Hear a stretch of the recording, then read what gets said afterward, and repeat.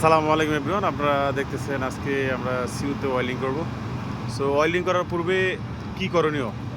Welding করার পূর্বে আমাদের করণীয় হচ্ছে, আমরা জানি এখানে এলএনজি সেটের বাল্ব আছে এই দুইটাতে। তো এই দুইটা বাল্বে কিন্তু ক্লোজ করা।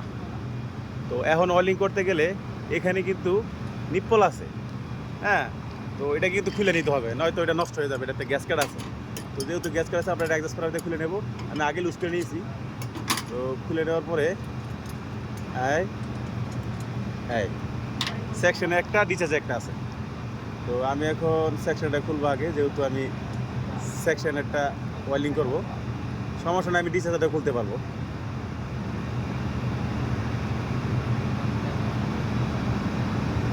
তো যে কোনো সময় ওয়েল্ডিং করেন অবশ্যই অবশ্যই এগুলো খুলে নিতে হবে আপনাকে।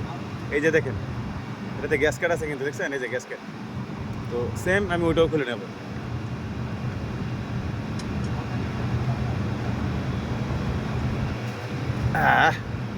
অনেক সময় এগুলো হার্ড হয়ে যায়, খোলাটা টাফ।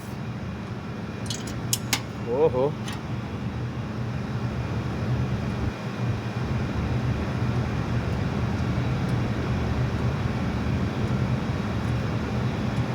এই যে, তাহলে এখন আমি ক্লিয়ার হয়ে গেলাম। এই দুইটা খুলে দূরে রাখতে হইব, হ্যাঁ। আর এই যে দুইটা নাট, এই দুইটা নাট নাট আর এটা দুইটা সেম নাটই।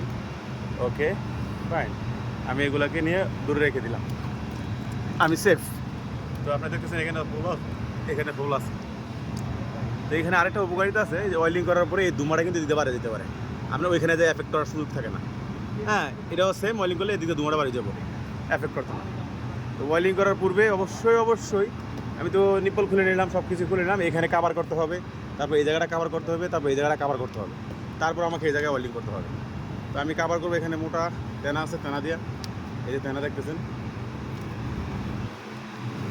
ও শিট,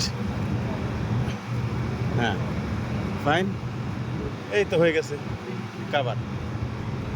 আর এই পাইপটারে, যে পাইপটা ওয়েল্ডিং করবো, এটা একটু মোড়াই দেবো ভালো করে। তাহলে কিলো এটা একটু ভিজায় তেনা ধরে রাখলাম, তাহলে ইয়ে গেল, ফাইন। আর এখানে একটা তেনা দেবো। এখানে অলরেডি ওই যে কাপড়টা দিয়ে দিয়েছি, আর এটা তেনাটা এখানে তো ওয়ালিং শেষ একটা অলরেডি।